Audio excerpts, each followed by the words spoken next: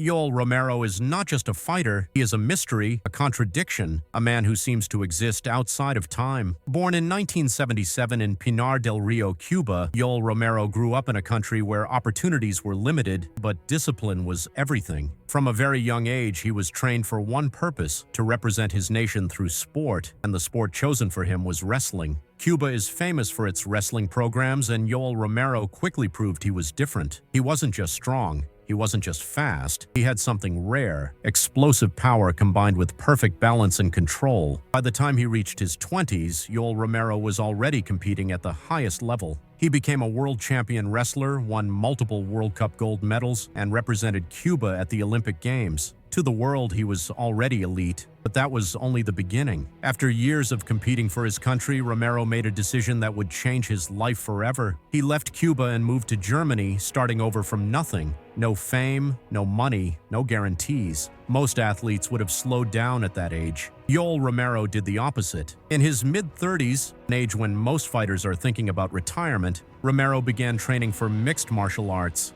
MMA is unforgiving. It demands striking, grappling, endurance, and mental toughness. Yet Romero adapted faster than anyone expected. When he entered the UFC, fans immediately noticed something different. He didn't fight like a normal man. His movements were sudden. His reactions looked almost unreal. And when he exploded, it felt like watching pure athletic instinct.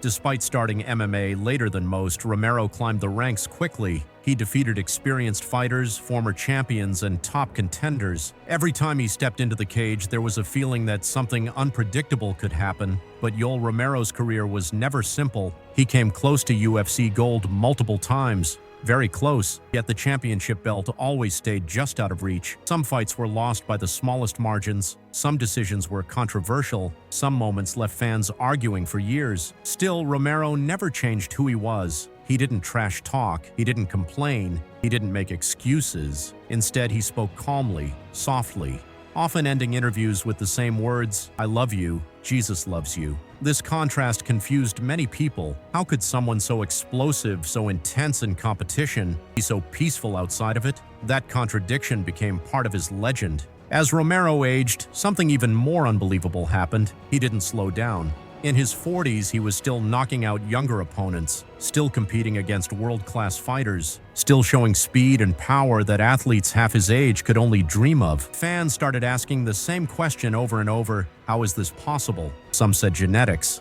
some said discipline, some said faith. But the truth is likely a combination of everything.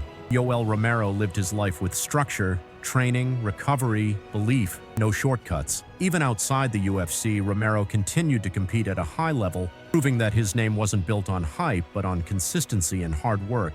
His legacy is not just about wins and losses, it's about redefining limits. He showed the world that age is not always a barrier, that starting late doesn't mean finishing weak, that discipline can extend a career far beyond expectations. Yoel Romero may never have held a UFC championship belt, but he earned something else. Respect. Respect from fans, respect from opponents, respect from the sport itself. Today, when people talk about the most unique athletes in combat sports history, his name is always there. Not because he was perfect, but because he was different. Yoel Romero is proof that greatness doesn't always follow the usual path. Sometimes it arrives late, sometimes it arrives quietly, and sometimes it arrives with explosive force when you least expect it.